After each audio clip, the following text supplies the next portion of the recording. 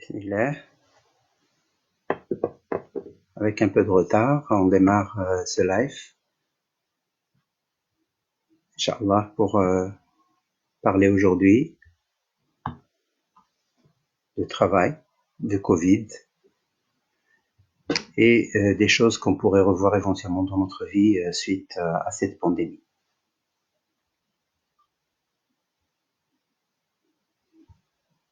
J'espère que vous me recevez. Si vous m'entendez très bien et que vous me voyez très bien, s'il vous plaît, envoyez un petit message de confirmation.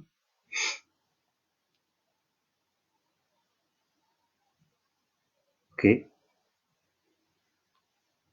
Bref. Donc, je me présente. Je suis Youssef Bougrine, je suis médecin, psychologue, expert en gestion de stress et merci Lala Iqbal, marhaba bik.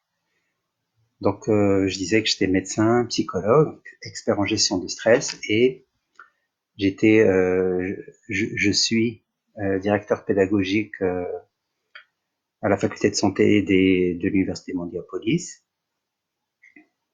Sidi Mamoun, et je suis membre de l'association marocaine de psychologie et des métiers associés. Donc ce soir, marhaba Larita.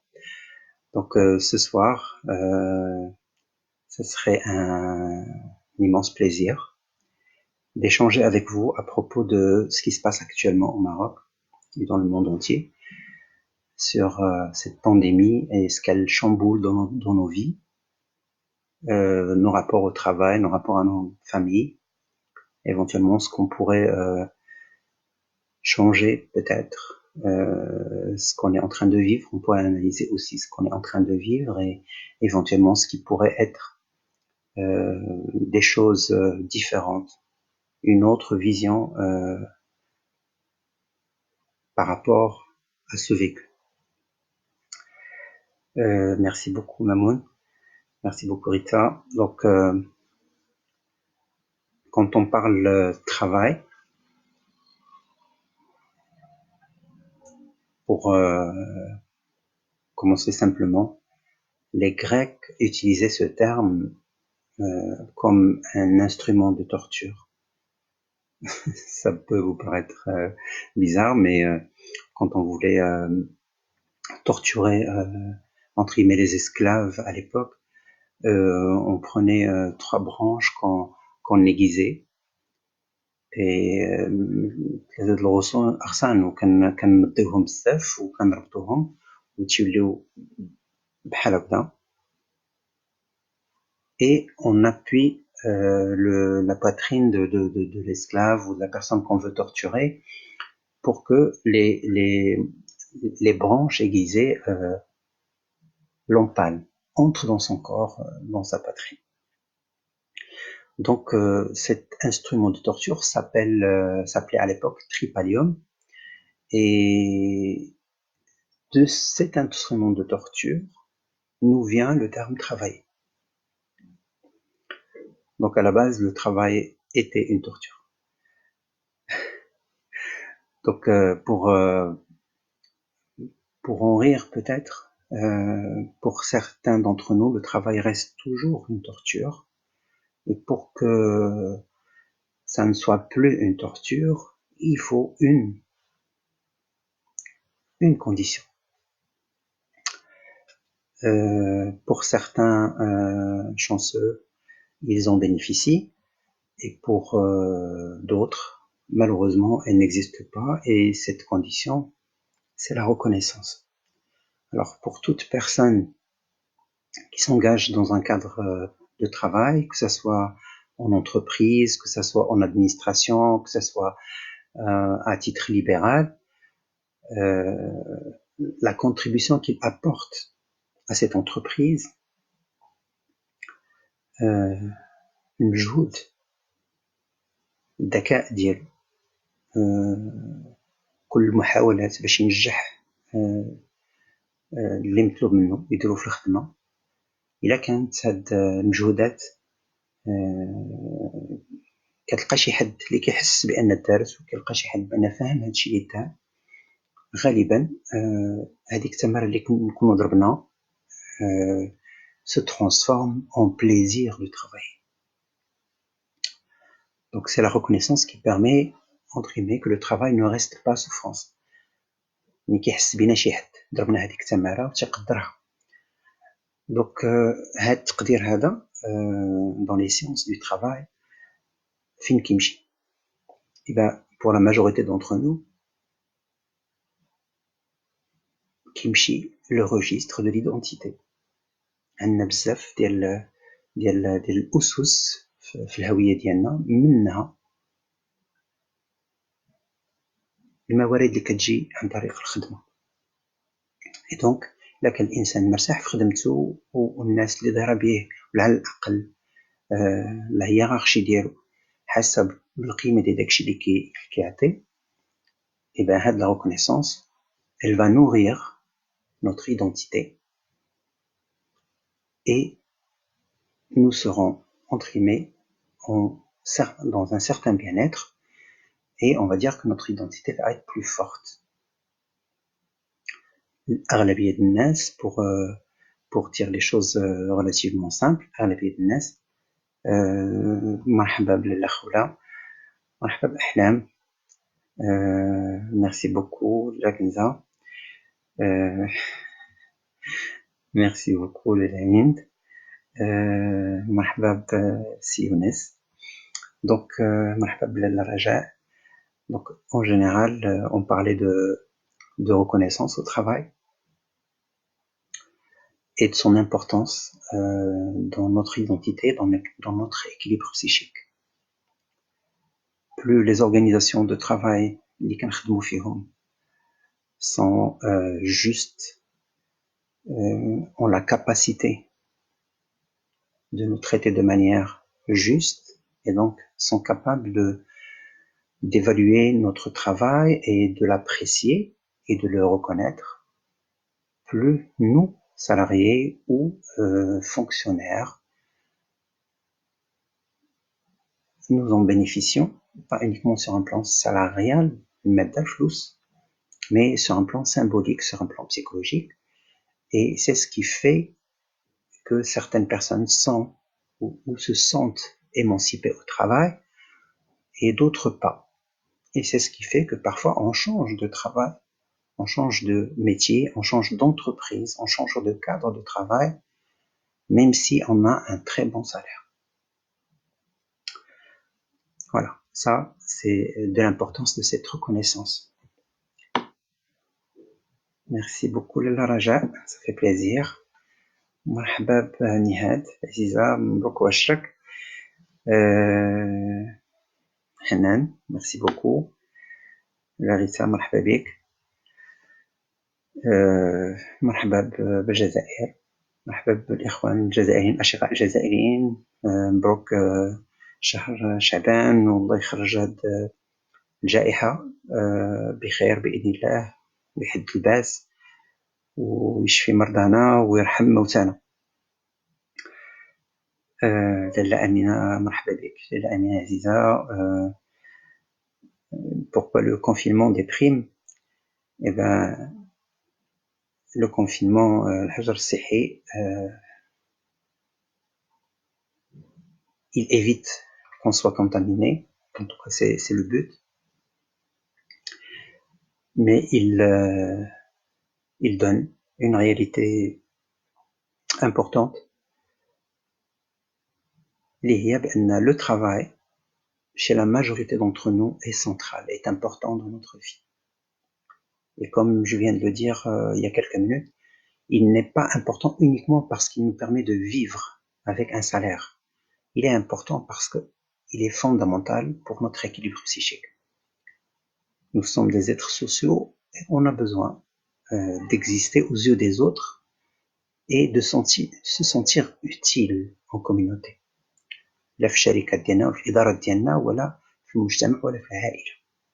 فاش كيتلاقاو جوج ديال صحابات par exemple et que وحده par exemple يلا تخطبات ولا يلا تعرفات على شي شاب هذا، من اول الاسئله اللي كيطرحوا تتقول لها اش من كيدير. Ça veut dire que c'est très important sur un plan familial, social, conjugal, économique, politique. C'est très important ce statut de travail. Donc, quand on est confiné et qu'on peut même pas travailler le télétravail, eh ben, une partie de cet équilibre psychique est menacée. Pour dire la chose d'une autre manière, parfois les gens sont surchargés de travail. Je ne parle pas que de cette période de confinement, je parle de manière générale. Et ils se plaignent qu'ils ont beaucoup de travail. Nous, en termes cliniciens, nous nous rendons compte que c'est probablement vrai que la surcharge de travail est difficile à supporter, qu'elle est même pathologique dans certains contextes, comme au Japon, par exemple, qui travaillent plus de 70 heures par semaine, et donc ils ont ce qu'on appelle le karoshi, donc ces hémorragies cérébrales ou ces accidents cardiaques, ces infarctus du myocarde, qui surviennent chez une population plutôt jeune, entre 25 et 40 ans. Donc ce n'est pas vraiment le profil. Et le seul facteur de risque qui a été retrouvé par les épidémiologistes et les médecins au Japon, c'était juste le nombre d'heures travaillées par semaine. Donc la surcharge de travail peut être nuisible pour la santé. Mais ce vers quoi je voulais vous amener, c'est que même si la majorité d'entre nous peuvent souffrir d'un excès de travail, d'une surcharge de travail, eh ben, on souffre beaucoup plus, on souffre davantage quand on ne travaille pas. Et on souffre davantage quand on est empêché de travailler. C'est les cas, par exemple, de harcèlement moral, quand on met quelqu'un au placard, eh ben, il y a des gens qui se suicident du fait qu'ils sont mis au placard. Et même au Maroc, bien sûr. Pour avoir fait des dizaines d'interventions en entreprise, dans le cadre de formation ou de conseil, ben, nous nous rendons compte, et même dans nos cabinets, nous nous rendons compte de ce dégât énorme que produit l'empêchement, on va dire, de travailler. Donc le confinement, sans être vraiment volontaire comme le harcèlement moral, eh ben, le confinement, quand il ne laisse pas les gens travailler, quand il ne laisse pas les gens contribuer, quand il ne laisse pas les gens utiliser leur intelligence, parce que travailler, c'est utiliser son intelligence, comme le ferait un enfant quand il joue, il utilise son intelligence. Et ben, quand on est empêché d'utiliser son intelligence, et ben, notre santé psychique, puis physique, est menacée. Donc, Amina, le confinement déprime parce qu'il empêche de travailler et on en a besoin pour notre équilibre. C'est pas le cas pour tout le monde, c'est vrai, mais pour la majorité d'entre nous qui avons besoin de cette contribution pour notre équilibre psychique.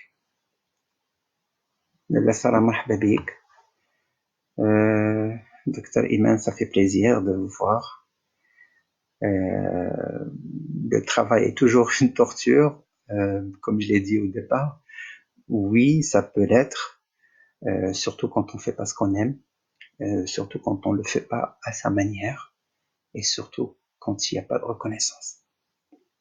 Après, ces trois grandes conditions viennent d'autres critères liés au salaire ou au prestige du poste ou mais c'est ces trois premiers critères qui conditionnent entre guillemets ce vécu de souffrance. Qu'on ne puisse pas faire ce qu'on aime, qu'on ne puisse pas avoir les marges de manœuvre pour trouver son style au travail, et en troisième position, qu'il n'y ait pas de reconnaissance pour les efforts qu'on fournit. À ce titre, je tiens ici à rendre hommage à l'État marocain, au roi marocain, à Sa Majesté, pour cette clairvoyance, pour cette crise, pour l'intelligence de ce pays collectivement, pour tous les cadres, pour les administrations régaliennes de la sécurité, de la sûreté, de la protection civile, de la gendarmerie, des forces auxiliaires, des agents de l'État, des cadres, des médecins, des infirmiers, des aides-soignants, tous les personnels hospitaliers qui veillent à notre santé, à notre sécurité, et qui prévoient ce merveilleux jusqu'à présent, cette merveilleuse gestion de crise qui honore notre pays. Donc, mille merci tout le monde et toutes les personnes qui contribuent dans la société civile aussi, dans le secteur associatif. Un petit clin d'œil à mon association, l'Association marocaine de la psychologie et des métiers associés, un clin d'œil aussi à mon université, Mondiapolis, où on a essayé de tout mettre en œuvre pour la continuité des enseignements de nos étudiants et pour répondre à toutes les demandes.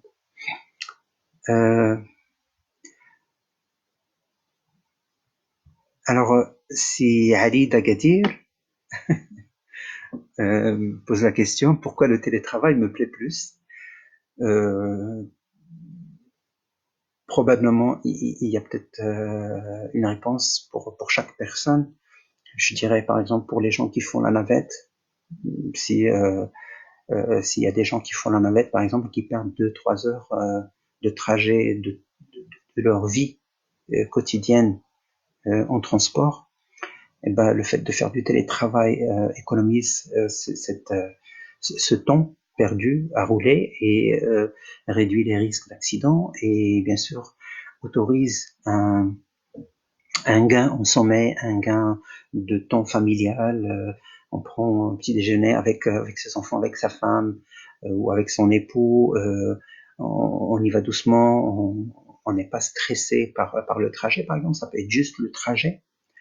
Je peux dire aussi que parfois il y a des contextes un petit peu toxiques dans nos organisations de travail, par exemple au niveau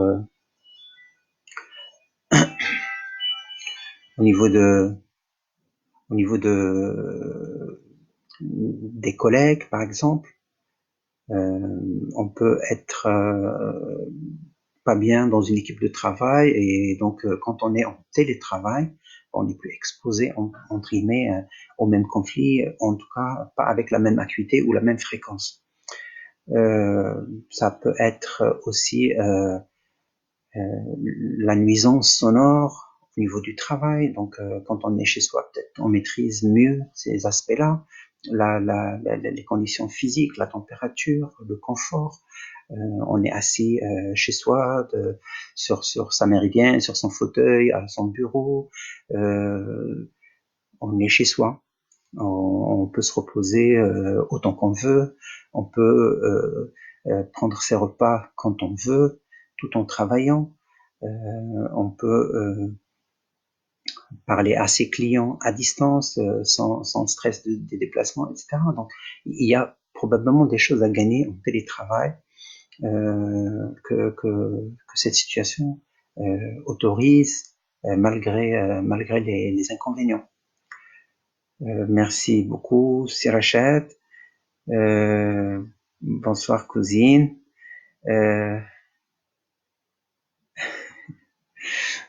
ما تقدرش بيان سور نهضر بالعربية وكنهضر بالعربية واخا السي رشاد. دونك كنا كنقولو مثلا على الأخ ديال أكادير بأن كيخدم عن بعد من دارو وكيعجبو الحال. وفي هاد المسألة هادي نقدروا نقولوا بأن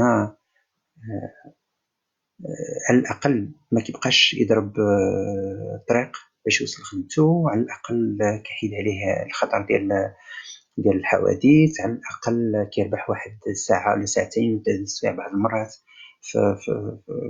في النهار ديالو ما كيدوزوش في الطريق. يقدر يكون عنده نقولوا رفقاء في الخدمة اللي ما كيتفاهمش معاهم بزاف. دونك ملي كيدير الخدمة عن بعد لو تيلي ترافاي يبقى كيرتاح منهم شي شوية.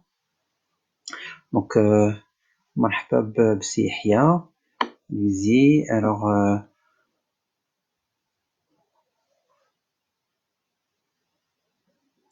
الوغ هنايا مرحبا بالدكتورة سعيدة، ميرسي بوكو. لاله زينب من سلا كتسول علاش ما كنبقاوش نتلاقاو الاصدقاء ديالنا في الخدمه. سا لوي باز ما تعجبهاش الحال. وفي نفس الوقت تقول بان هاد لي كوليغ د الخدمه ما كتهضرش معاهم بزاف في الشركه. زعما واخا هكا كتحس بنقص من ما كتشوفهمش في هذا الكونفينمون، في هذا الحجر الصحي. الوغ زينب بعض المرات كنكونوا كنخدموا في بعض الادارات ولا الشركات ولا المصانع وتتكون الخدمه صعيبه، قاسيه. ظروف العمل ولا الطريقه باش ننظم العمل عفوا. وفي هاد الحالات هادو شكون اللي كيخلي بنادم يصبر؟ دابا كنكتشفوا حنايا في ميدان الشغل مثلا، ولا كنكتشفوا في عيادات ديالنا بان هادوك اللي كيخدموا معنا في لابوز مثلا فاش كيكون الانسان كيستراح وهذا، كنتعاودوا كنهضروا كنضحكوا كناكلوا اونصومبل. ايبا بعض المرات واخا تكون الخدمه قاسيه، وكنلاحظوها حتى في الميادين الاستشفائيه مثلا في المستشفيات، بالنسبه للممرضين الممرضات اللي عندهم خدمه صعيبه للغايه من غير المرحله ديال الجائحه، ولكن خدمتهم صعيبه بزاف. كاين تعب بزاف، كاين مشقه بزاف، كاين معاناه. كيشوفوا الناس تيمرضوا، كيشوفوا الناس كيموتوا دائما. عندهم هاد العائق النفسي. وكنلقاو بان كاين اللي كيدوز حياته كامله خدام في بحال هاد المهن هادي، ونقدروا نتفاجئوا الى عرفنا بان راه العلاقات اللي عندنا في الخدمه تقدر تيسر شويه من هذيك المعاناه. اذا بعض المرات واخا ما كيكونش العلاقه متشابكه بزاف والناس كتهضر بزاف، ولكن من كيحيد واحد من الخدمه ولا حنا ما كنبقاوش نمشيو للشركه ولا الميدان العمل، كنحسوا بداك النقص. هذه من التفسيرات اللي يمكن تكون لا سوليداريتي او ترافاي. دونك العوين ونشاركوا الهم كتنقص من الحده ديال المعاناه. واخا لاله امينه انا معك. دونك مرحبا لاله، مرحبا بسي محمد. صافي بليزير اوسي. من الصويره وفاء أستاذة في الثانوية، كتسائل كيفاش بالتدريس عن بعد كتلقى صعوبة أكبر باش تقري. كاين بزاف ديال التفاسير في هذه الحالة هذه. نقدر نقول أنك ما كتشوفيش الطلبة ديالك مباشرة قدامك جسديا، بحيث فاش كنكونوا كنقريو، حتى انا استاذ في كليه وكنقري حتى في شركات وفي ادارات، فاش تنكونوا تنلقيو واحد الدرس ولا كنديروا واحد المحاضرة، إلا ما كنشوفوش في عينين الناس اللي قدامنا ما يمكنش نعرفوا واش فهمونا ولا لا، ما يمكنش نعرفوا واش متبعيننا ولا لا، ما يمكنش نعرفوا واش حنا كنهضروا بالزربة ولا لا، ما يمكنش. هادو مسائل كنشوفوهم حينت عينينا، حيت عينين اللي قدامنا اللي كنلقاو قدامهم هذيك المحاضرة ولا معاهم كنقدروا نشوفوا لهم في عينيهم وكنفهموا هاد المسائل هذه، كنفهموها من الحركية ديالهم، من لا جيستوال. واحد الجزء من الحركية ديالنا انكونسيون، اذا كيعبر على شي حوايج. دونك كنفهموا مزال ملي كنشوفوا الطلبه ديالنا قدامنا، كنحسوا بان شي واحد ما بقاش متبع، كنحسوا بشي واحد ما فهمش. دونك كنقدروا نتاقلموا مع هذه المسائل ونبدلوا، اما مثلا طريقه الالقاء، نقدروا نسولوه، نقدروا نعاودوا نبسطوا الامور، نعاودوا نشرحوا. فاش يكون الانسان بعيد عليك وما يمكنلكش تشوفه في عينيه كما في القسم، ما يمكنش تكون داك التداخل في الدرس. تقدر كنظن تقدر تنقص النجاعة ديال التدريس، خصوصا الا كان الدرس المادة شوية صعيبة، فيها واحد الدرجة ديال الابستراكسيون، بحال الرياضيات واللي كتطلب مثلا اخذ ورد والانسان يسول وياخذ الاجوبه وحده. دونك هذه من العوائق، من غير العوائق التقنيه ديال السمع والصوره وكيفاش غادي نرسم وكيفاش غادي يشوفوا الطلبه ديالي داكشي غادي نحاول نكتب وهذا. دونك كاين واحد الحدود في النجاعه ديال العمليات ديال التدريس عن بعد، عندها محاسن وعندها مساوئ في نفس الآن. Alors, voilà, c'est ce que je disais tout à l'heure. Alors, سي حمد من وجدة تيقول بأنه هو ممرض في مستشفى، ولاحظ بأن ولا صعيب عليه يفيق في الصباح باش يمشي للخدمة.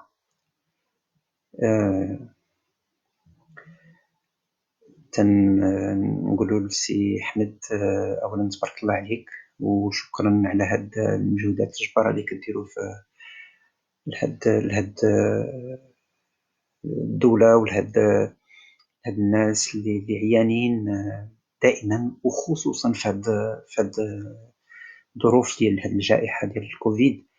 دونك كنقدم لكم الشكر الجزيل نتوما الأطباء وجميع من يشارك في هاد العملية مجددا. وتنقول بان النعاس، لا كاليتي ديال لو سومي ديالنا، النوعيه ديال النوم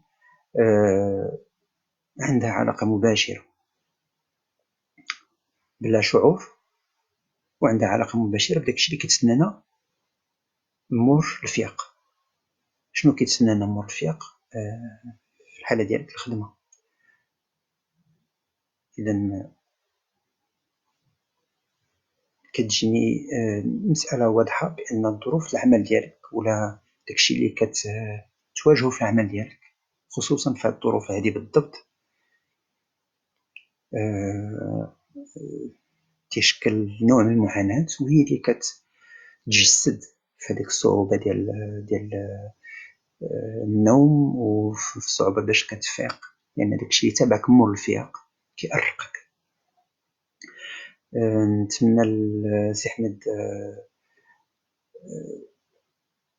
شوية ديال التوفيق وشوية ديال الصبر وشوية ديال العوين بإذن الله، وغادي تفوت هذه الجائحة إن شاء الله رب العالمين بالعوين ديال كلشي، وغادي نتخطاو هاد الظروف القاسية.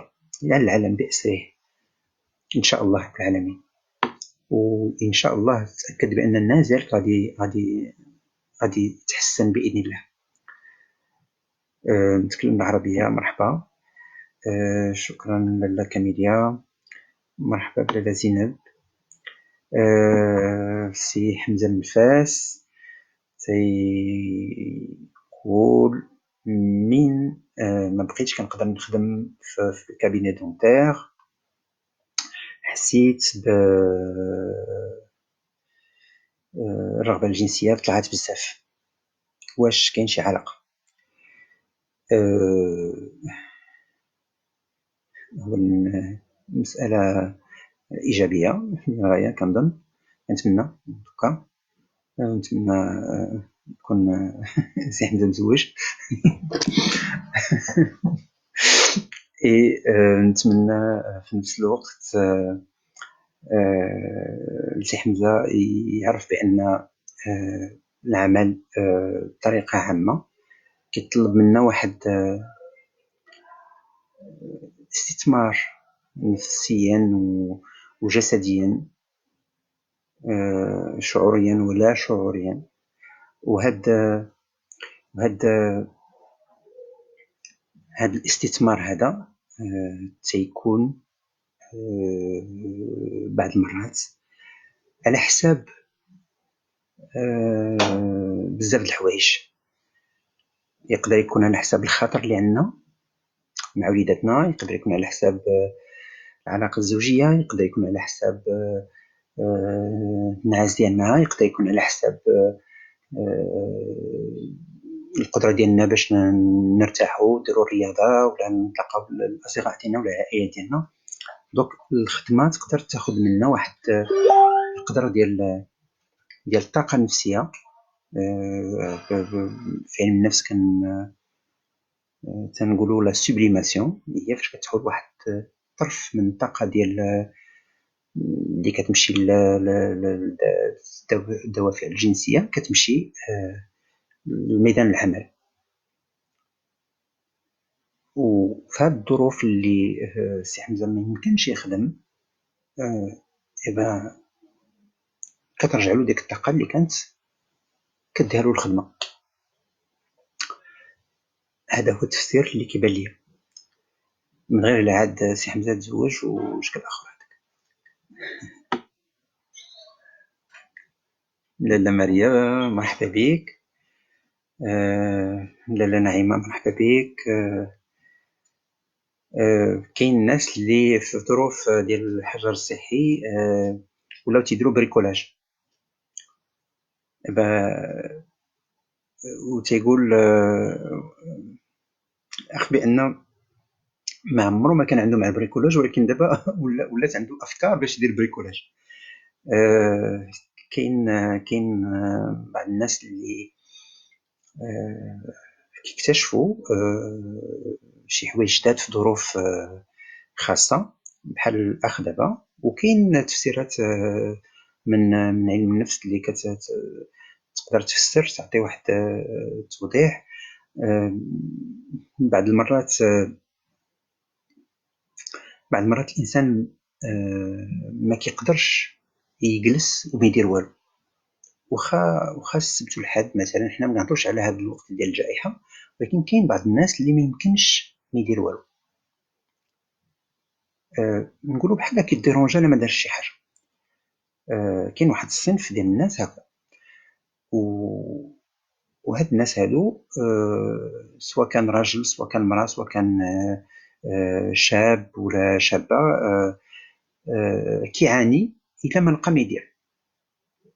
دوك هادي من ضمن التفسيرات اللي تقدر تعطينا فكرة على هاد المسألة هادي اللي خلات الأخ مثلا يبدا يفكر يدير بريكولاج.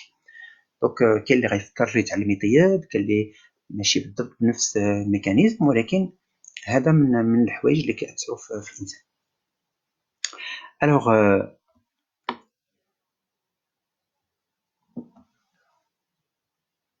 مرحبا بلاله سناء، مرحبا بك. ميرسي بوكو لميا، ميرسي بوكو. الوغ لاله أمينة لاحظت بأن مؤخرا ولات تبغي تعاون وليداتها في الدروس ديالهم بطريقة تفاجأت بأن ولا عندها الخطر مع وليداتها. وهنا تنقول نقدر نسولوا لاله أمينة مثلا شنو هي الخدمة ديالها، ولا واش كانت الخدمة ديالها قاصحة بزاف، كتاخد ليها طاقة كبيرة، واللي ما كتخليلاش داك الخطر اللي تكون عندها معاودة فاش كترجع للدار. دونك هنايا من ضمن الحوايج اللي كيفسروا هاد المسألة، تقدر تكون داك الضغط اللي كان في الخدمة وما بقاش هو اللي عطى شي شوية ديال الخطر، رجع شي شوية ديال الخطر لهاد السيدة هادي، واللي خلاها تولي تتقبل وكتجي هاد المسألة أكثر طبيعية.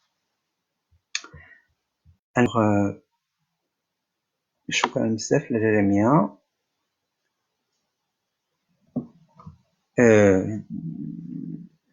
لاله ليلى كتقول s'il vous plaît docteur comment se comporter avec des collègues toxiques.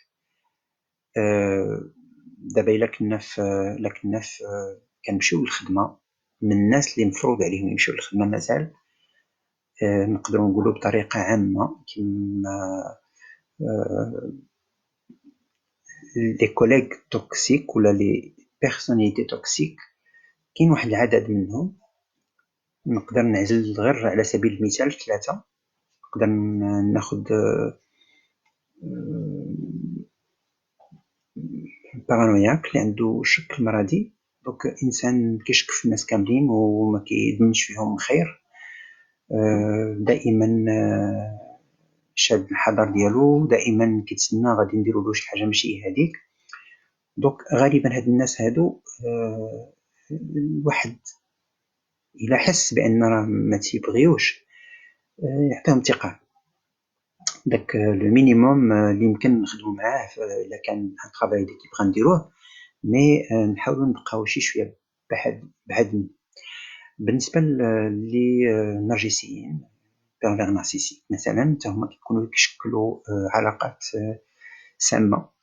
النرجسيين ناس كيكون عنده واحد الاحساس بانه هو انسان مهم للغايه واحسن من الناس كلهم، وغالبا تيكون حقار، تكون مانيبولاتور. دونك كيبغي يلعب على الناس، يبغي يشمتهم، كيبغي يسيطر عليهم. الناس ما كي نوعيه من الشخصيات اللي ما كتقبلش ترفض لها شي طلب ولا غير تعطل في الاجابه لذاك الطلب ديالهم. الناس اللي ما ترددوش باش كيهينوا، باش كيقيسوا الاخر في الكرامه ديالو، والناس اللي كيحطموا بطريقه كبيره المحيط ديالهم، لا العائلي ولا المهني. هاد الناس هادو خاص انسان يحمي نفسه اثبات الذات، ما يعطيش شي حاجه اللي ما باغيش يعطيها دائما. تنازلات مثلا، ما يديرش تنازلات اللي ما باغيش يقبل عليها من بعد. يكون كيتعامل باحترام مع هذا الشخص مثلا النرجسي، ولكن في نفس الوقت كما تنقولوا ما كيطلع لك بنادم فوق راسك حتى كتحنى ليه. دونك يبعد من هاد الطريقه ديال التعامل، حيت بعض المرات الناس كيخافوا من النزاعات وخلافات وهذا، وكيقول لك المهم انا بغيت نسلك الامور باش ما ينوضش نزاع. لا، ملي كتسلك الامور مع هاد الشخصيه هذه كتاخذ كما تنقولوا تاخذ لا كونكلوزيون بان غتبقى دائما تركب عليك. دونك حاولوا ما تخليهمش يركبوا عليكم. ومن ضمن الشخصيات نقولوا السامه، ولكن واخا ماشي كديرها بطريقه باش تدمر الاخر، كيكونوا الناس اللي عندهم كما تنقولوا اوبسيسيونيل. لي زوبسيسيونيل في الخدمه باغ اكزومبل، ان كوليغ اوبسيسيونيل غالبا تيكون شخص معقول، تيكون شخص كيحترم القانون بشده، وكيحترم كما تنقولوا قانون الشغل، وكيحترم لي بروسيدور دو ترافاي، زعما كيفاش كنخدموا. وغالبا تعطي اهميه اكثر كما تنقولوا للشكليات، لا بيروقراسي مثلا. بالنسبه له هو اهم تجي في الوقت على تكون كتخدم مزيان، تحترم كيفاش خصك دير هاد الخدمه، على تكون انت احسن واحد في الشركه ولا في الانتاجيه ديالك. دونك غالبا تتكون عندهم كما تنقولوا فكره مسبقه على كيفاش خص الامور دوز، كيفاش خص الخدمه تكون. وإلا لاحظتوا في الاول كنت كنهضر على دوك 3 ديال الشروط اللي كتخلي الانسان يكون سعيد في الخدمه ولا لا. وذكرت من ضمن هذوك الشروط الشرط الثاني هو الانسان يكون عنده واحد لي مارج دو مانوفر، سيدير يكون كيدير شي حاجه كيبغيها. الشرط الاول في الخدمه ديالو. ثانيا يكون يدير ديك الخدمه بالطريقه اللي مسلكاه الستيل ديالو.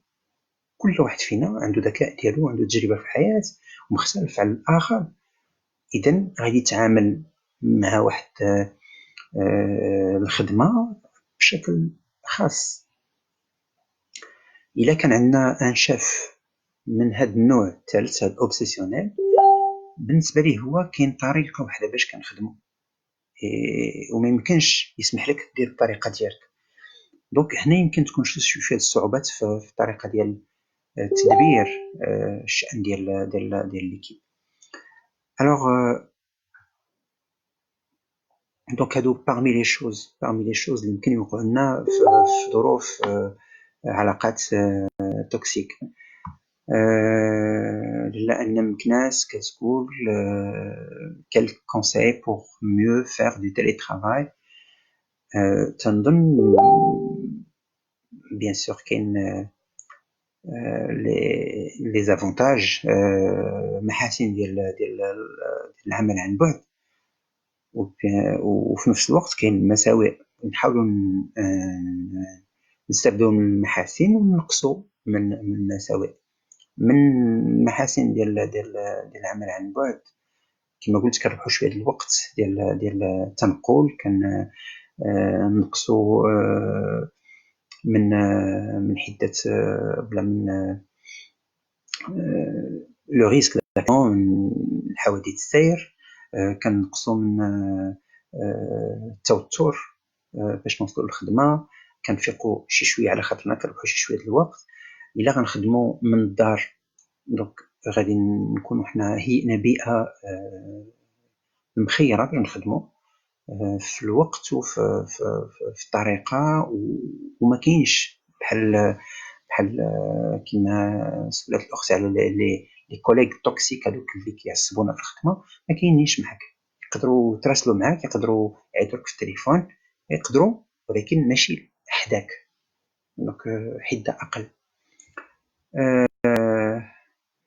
الوغ مرحبا بك سي محمد. سي عمر من نادور. Depuis que je suis confiné, l'idée de créer mon entreprise a commencé à me trotter dans la tête. Donc سي عمر مزيان هاد الحجر الصحي يعطيك هاد الفكره باش تخلق الشركه ديالك، لان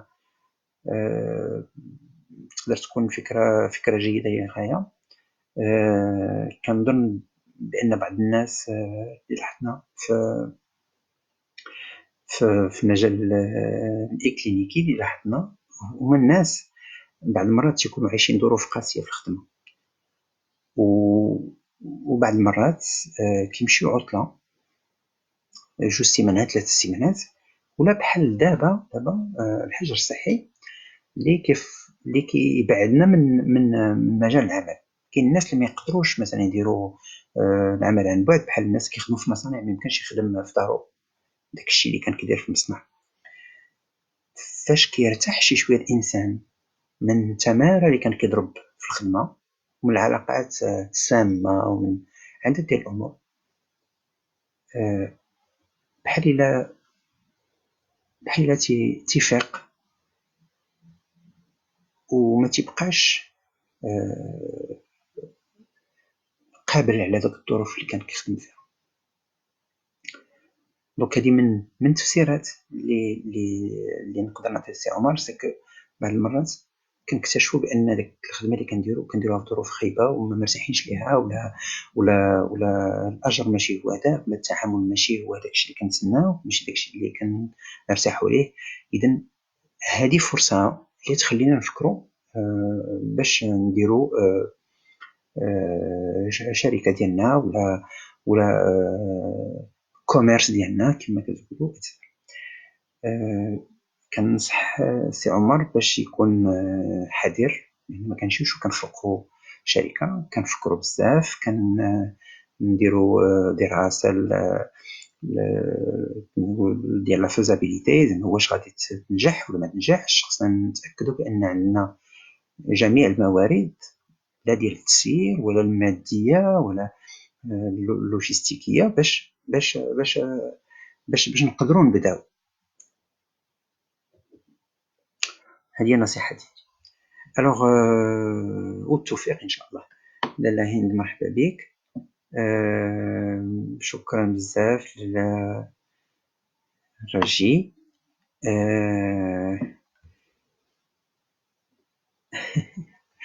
سي محمد مفتاح، quelle échelle de l'évaluation d'anxiété vous me recommandez؟ كاين بزاف. كاين على سبيل المثال هاميلتون، ولكن ننصح سي محمد مثلا يلتجأ لأخصائي مغربي اللي غيكون أحسن من نديرو هاد المقياس ديال هاميلتون مثلا.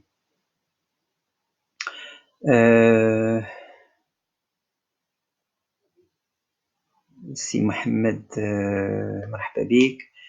واش كنظن بأن الطريقة الخدمة غتبدل من بعد لا كريز ديال كورونا فيروس؟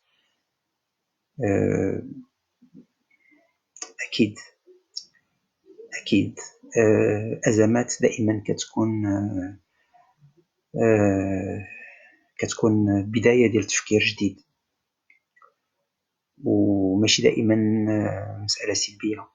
الإنسان بعض المرات كيولي واخد حذر أكبر، وكيولي موجد نفسه بحال هاد الأزمات، والأزمات من نوع آخر. كل الشركات المسؤولة دابا وكل الحكومات وكل الدول كتكون مستعدة لجميع الاحتمالات.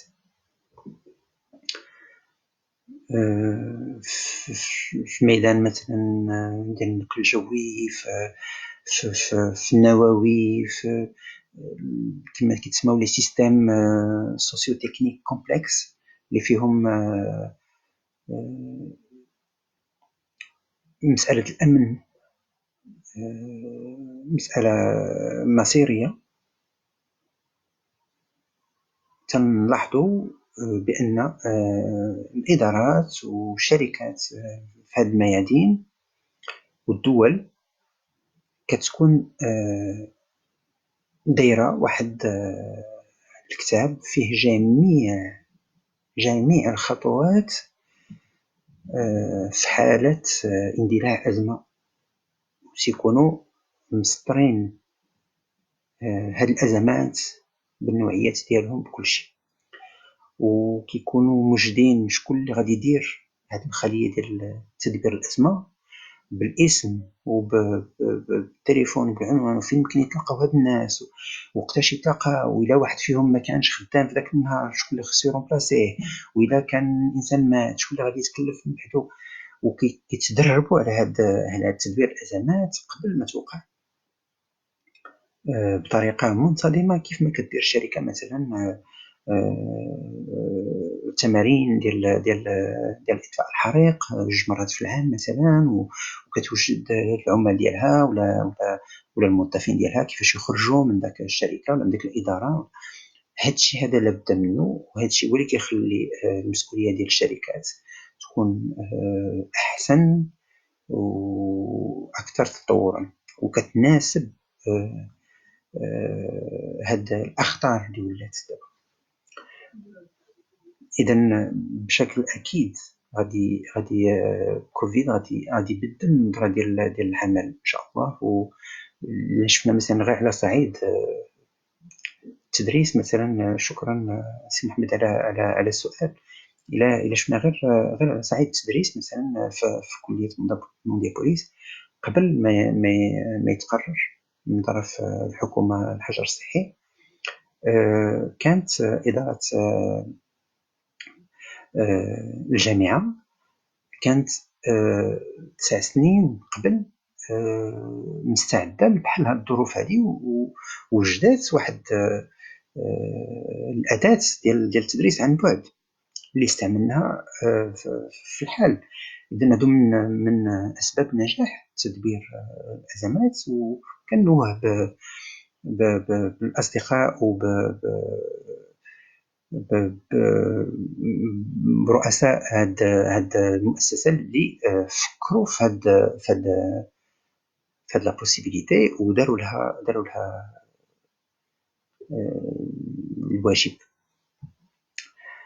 مرحبا لاله سلمى، لاله يخطيك. الوغ لاله لبنى زوبي، مرحبا دكتور هانية، مرحبا بك. Comment se libérer des idées noires et négatives et oublier de malheureux souvenirs, surtout pendant ce confinement. J'arrive pas à être positive et gérer mon anxiété. Merci beaucoup pour votre soutien. مرحبا لبنى. سؤال مهم. لي زيدي نوار واش بداو غير من بعد هاد الحجر الصحي ولا كانوا قبل؟ هاد الافكار السوداء والسلبيه الا كانوا قبل، هذه فرصه باش الانسان يبدا يفكر، يلقى لها الحل، وحتى ما قدرش يلقى لها الحل بوحدو يلتجئ للمساعده ديال الاخصائي النفساني في المدينه ديالك. نقدر نعطي التليفون واسماء ولا اللائحه ديال الاخصائيين النفسانيين في المدينه ديالك. كنظن دابا الانسان يدير الامور على حسب اولويات. نقدروا نقولوا بان الاولويه الاولى هي نبقاو على قيد الحياه. اذا نحترم الحجر الصحي وناخذوه بانه هذه وسيله باش كنفلتوا بالجلد ديالنا.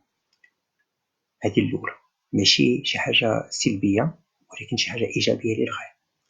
دونك تخيل كون ما كناش في دوله مسؤوله اللي خلاتنا نبقاو نمشيو للخدمه وحنا في ظروف كتهدد الحياه ديالنا والسلامه ديالنا.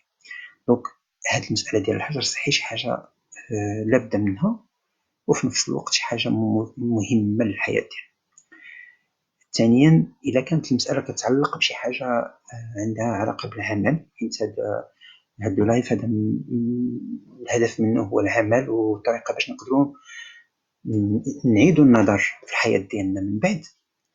نقدر نقول بان كما قلت لستي عمر من نادور، تنظن تقدر تكون فرصه باش الانسان يفكر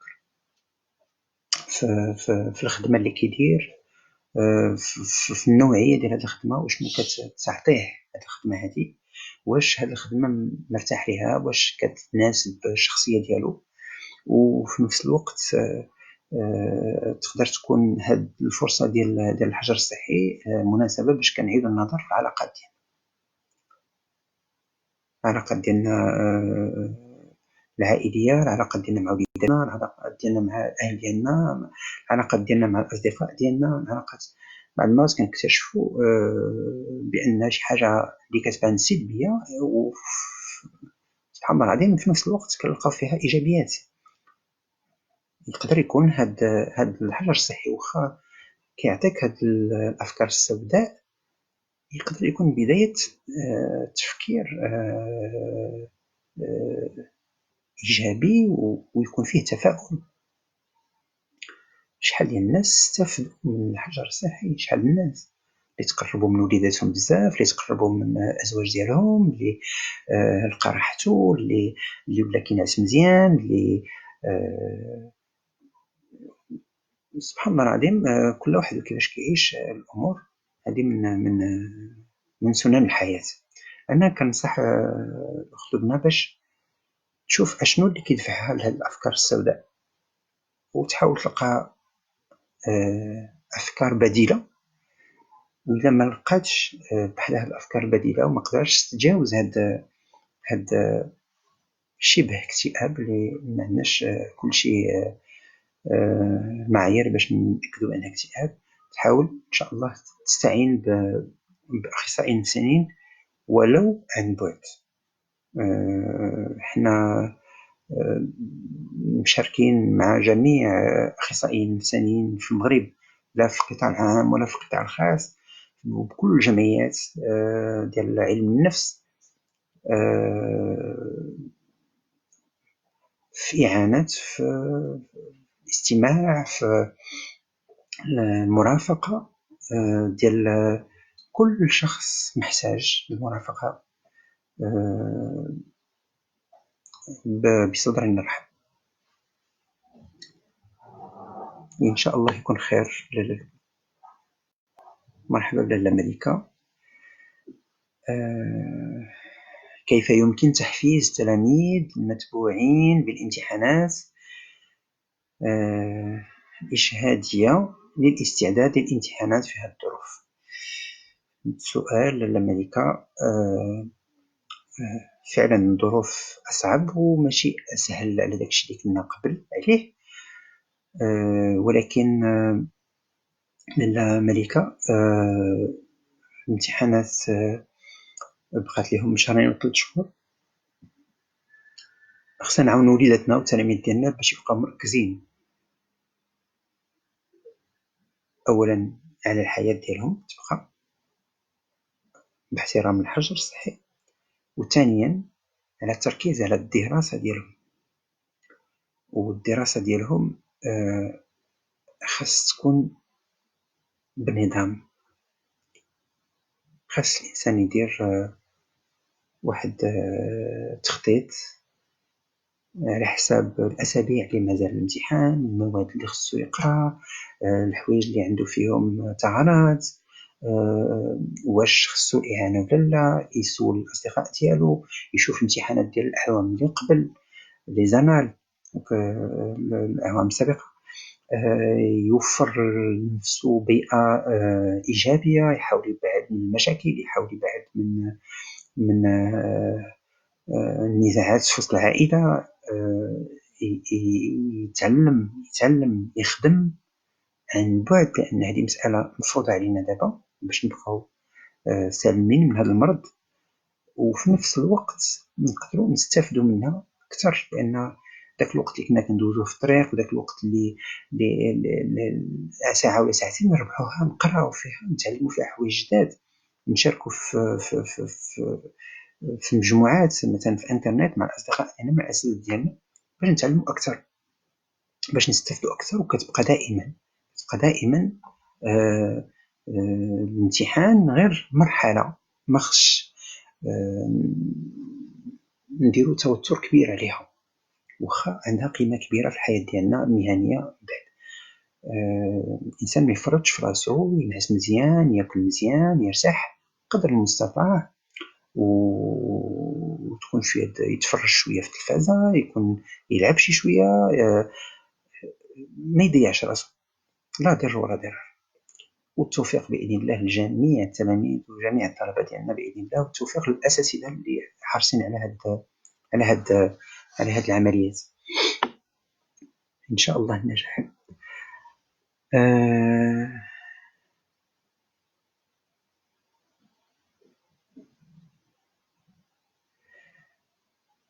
الذين تقول بأنها مجازة في الاقتصاد، وهذه مدة وهي كتقلب على خدمة. دابا مع الحجر الصحي كتحس براسها مبقاش عندها النفس أنها تقلب مازال.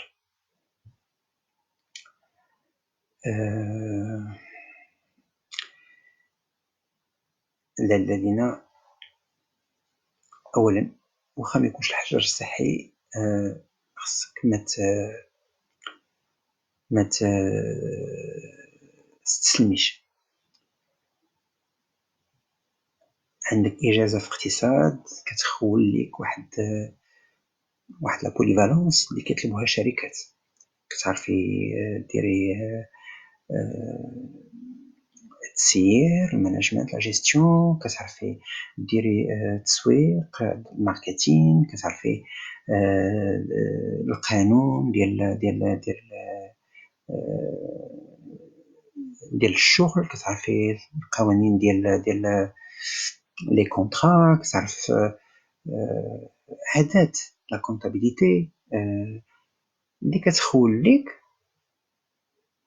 تكوني مطلوبة من عدد ديال الشركات. أنا تنقدر المعاناة، تنظن هاد الفرصة هادي ديال الحجر الصحي بهاد وسائل التواصل الاجتماعي بانترنت. كاين عندنا دي سيت انترنت مخصصين في البحث عن العمل. هذه هي الفرصة ديالك باش تخصصي بلا ما تحركي من بلاصتك، تخصصي واحد الوقت كبير لهاد المراسلات وهاد التواصل. وحاولي ما تكونيش متطلبة في لي بوست الاولين اللي غادي يقدروا يتعرضوا عليك، وقبلي ولو تكوني متدربة ستاج، غير عزلي ان بون ستاج، عزلي اشنو غديري في داك ستاج، تكون عندك فكرة واضحة اشنو مازال لك خصك تعلمي من بعد هاد لي كونيسونس، المعارف اللي اكتسبتيها في الكلية، باش يوليو عندك خبرات، مهارات، يكونوا لي ستاج ديالك فيهم بحث عن الخبرات. تكوني انت متطلبة فاش تمشي تقلبي على ان ستاج تلبي لي ستاج اللي غيزيدوا المهارات ديالك، وكوني على يقين بان الانسان اللي غيشوفك متحمسة وكتقلبي وكتجاهدي في ديك الشركة اللي كديري فيها التدريب، حتى لما لقاولكش خدمة عندهم على الأقل تيهضروا عليك بطريقة إيجابية اللي كتسهل الخدمة وكتسهل شركة أخرى تعيط لك بلو بوش أوغي، شي تيعاود على شي. لاله سعاد مرحبا بيك.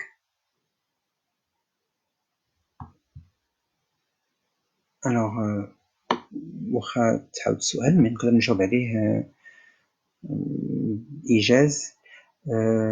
كيف يمكن أن نكون إيجابيين في هذا الحجر الصحي؟ كما قلت الحجر الصحي تيعتق حياة ديالنا، إذا هذه أول حاجة، هذه مزية ما خصهاش تكون إكراه.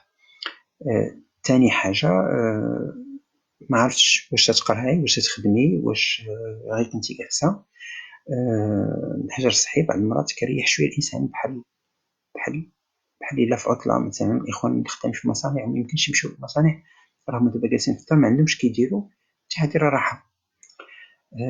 بالنسبة للإخوان اللي كيديروا التيلي ترافاي راه كنت طرقت لهاد المسألة قبل وقلت بأن يقدر يكون غير داك الطريق للخدمة وشي حاجة غيتهناو منها، يخدموا بالتيلي ترافاي إلى آخره. وهادي فرصة باش كنتقربوا من العائلات ديالنا، من الأزواج ديالنا، من الأولاد ديالنا. هادي فرصة باش كنعاونوا الأزواج ديالنا، مثلا إذا كان مثلا الزوج ديالك لا سعاد الا كنتي مزوجه، الا كان الزوج ديالك مثلا ما كتاحلوش الفرصه ولا ما عندوش الوقت باش يعاونك في الدار، هذه هي الفرصه. تبقى على خير لا سعاد. مرحبا بالنزهه. En faisant le confinement, j'ai découvert que je me fatiguais beaucoup au travail. فعلا هادشي اللي كنت طرقت عليه قبيله، كنت هضرت عليه قبيله وطرقت ليه. بعض المرات كنكتشفوا حتى كنرتاحوا واحد المده لا بأس بها، في أسابيع، بأن شي حاجة كانت في الخدمة ماشي هي هاديك وحنا كنا صابرين وما شاعرينش بها. الوقت اللي كنجلسو كنردو البال لهاد المسألة وكيبان لنا الأمور بشكل آخر. دونك تنظن بأن تنتي عشتي هاد الموقف هذا. شكرا لاله نورا اللي كتقول لقينا مشاكل في التدريس تلاميذ عاديين، فكيف العمل مع تلاميذ من ذوي الاحتياجات الخاصة، خاصة ذوي التوحد؟ لا توجد تقنيات يستخدمها المدرسون مشكورين لتبسيط المفاهيم لهم، فكيف العمل؟ نورا أولا تبارك الله عليك، مسؤولية صعيبة ومسؤولية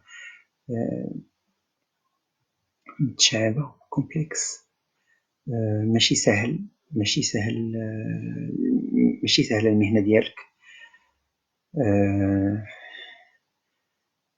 تنظن بأن هذه ظروف قاهرة.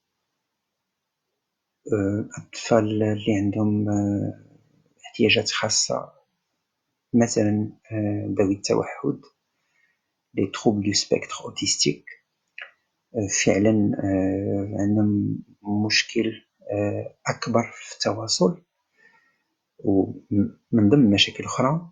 إذا تنظن بأن العمل عن بعد غيكون أصعب. كما تنقول في ميدان العمل، ظروف اللي عمرنا ما عشناها، وفي الحياة بطريقة عامة كتدفعنا نحاولوا نلقاو حل.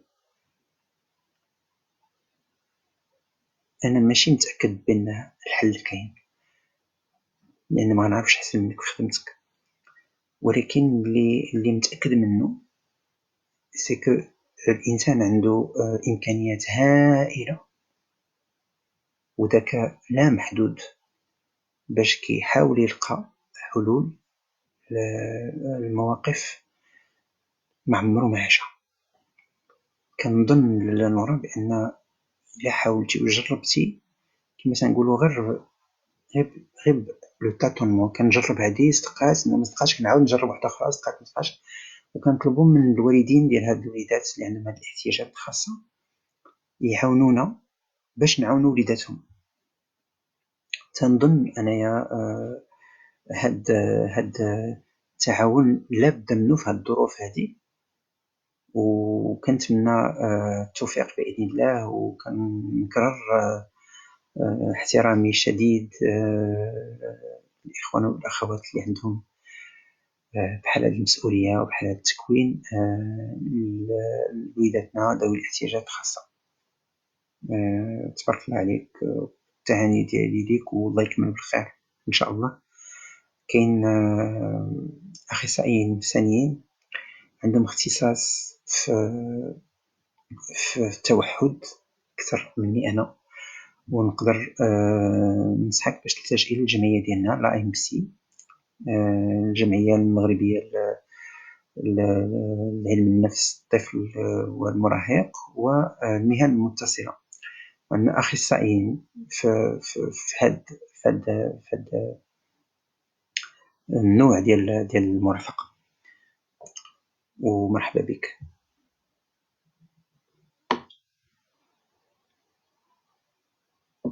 سي هشام العزيز الأصيل، مرحبا بك، الله يخطيك.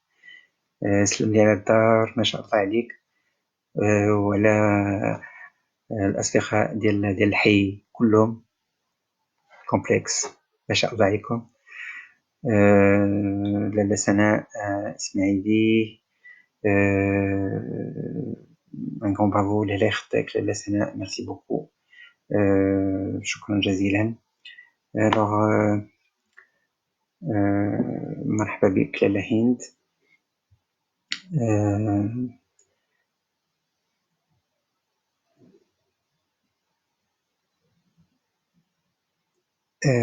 سي محمد عكيش كيسأل واش هاد الكونفور في التيليترافاي يقدر ينقص من لو روندمون ديال لو ترافاي من بعد الكونفينمون في الشركات ديالنا في الإدارات ديالنا.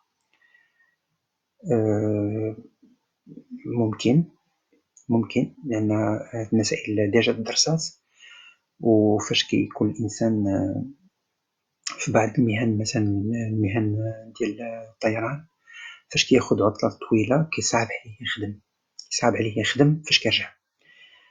أما بالنسبة للعمل عن بعد، كيتطلب منا مهارات مختلفة في غالب الأحيان. بحال الأستاذ كيقري في القسم ديالو ماشي بحال الأستاذ اللي غيقري عن بعد، دونك كيتعلم شي حوايج كيخدم بالذكاء ديالو باش كيلقى طرق جديدة باش يوصل للتلاميذ ديالو. شي حد اللي غادي يخدم في شركة وكيضطر يدير العمل عن بعد، حتى هو ولا بدا كيكتشف كيبدع في هاد المسائل هادي. سي لانتيليجونس كرياتريس، الابداع، الذكاء والابداع. اذا تنظن تقدر تكون هاد التجربة ديال العمل عن بعد، خصوصا الانسان اللي عمرو ما دارها، تقدر تاثر على الخدمه ديالو سلبا او ايجابا، وتقدر ما تاثرش. ونتمنى الله يكون خير. لاله غيتا فيتشر كونسور، مرحبا بك، ميرسي بوكو.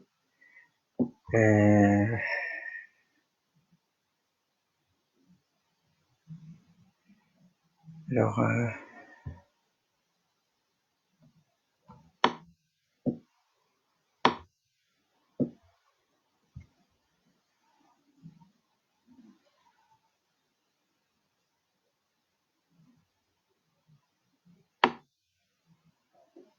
نشوف اسئله.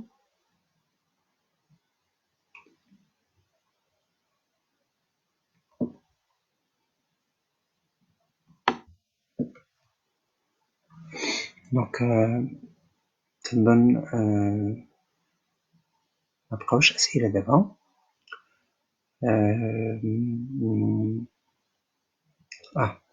كاين واحد. الوغ لاله نهاد، مرحبا بك، مبروك عواشرك. الله يخلي لك لينا. العمل عن بعد يؤثر على شغف العمل الجماعي. يقدر إلا كان النوع ديال العمل الجماعي ميمكنش يدار عن بعد. حنا في التجربة ديالنا في جامعة مونديابوليس، من بدا التطبيق ديال الحجر الصحي مثلا، عندنا اجتماعات دورية، كنخدموا على الأقل بحال كما كنا قبل، إلا ما كانش أحسن، بالاجتماعات عن بعد والتدريس عن بعد. دونك تنظن في بعض المهن، في بعض مجالات العمل تقدر تكون هذه المسألة متعسرة، لأن الأورديناتور ولا الحاسوب ميمكنش يعوض على الحضور الجسدي في ميدان العمل، بحال في مستشفيات ميمكنش، بحال في مصانع ميمكنش. إذا هنايا تنظن بأن عندك الحق فيها، ولكن في بعض المجالات أخرى يقدر ما يأثرش. سيونس فداوي تيقول c'est une occasion aussi pour faire le bilan de compétences. نتفق معك سيونس. هذه من الفرص اللي تقدر تسهل وتخلينا نزيدو لقدام. ان بيلون دو كومبيتونس بالنسبه للاخوان اللي تعرفوه، راه هو داك الوسائل العلميه اللي كتحاول تشوف القدرات ديالنا وتشوف المهارات ديالنا والرغبه ديالنا في بعض المهن، وكتحاول تعاوننا باش نلقاو الاحسن، باش نتوجهوا لمهن اخرى، لتكوين اخر، لنوع اخر من الشركات اللي نقدروا نخدموا فيهم الى اخره. اذا عندك الحق سي يونس، انا متفق معك 100%. دونك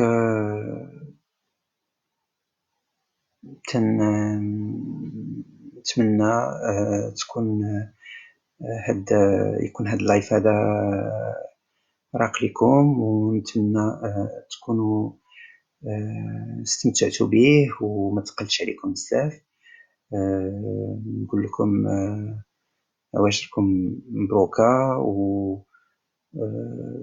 الله يخرج بلادنا ان شاء الله بخير من هاد الازمه هذه، ونكونوا اقوياء كلشي إن شاء الله يصبح قرايتو مزيان، وكلشي إن شاء الله يدير خدمتو مزيان، وتكون العلاقات ديالنا الأسرية أوطد. وكنجدد الشكر ديالي للجمعية المغربية لعلم النفس والمهن المتصلة، ونتمنى التوفيق للجميع، وتصبحوا على خير. معكم دكتور يوسف بكرين، طبيب وأخصائي نفساني ومدير بيداغوجي في كلية مونديابوليس الدار البيضاء، وعضو في الجمعية المغربية لعلم النفس. تصبحوا على خير.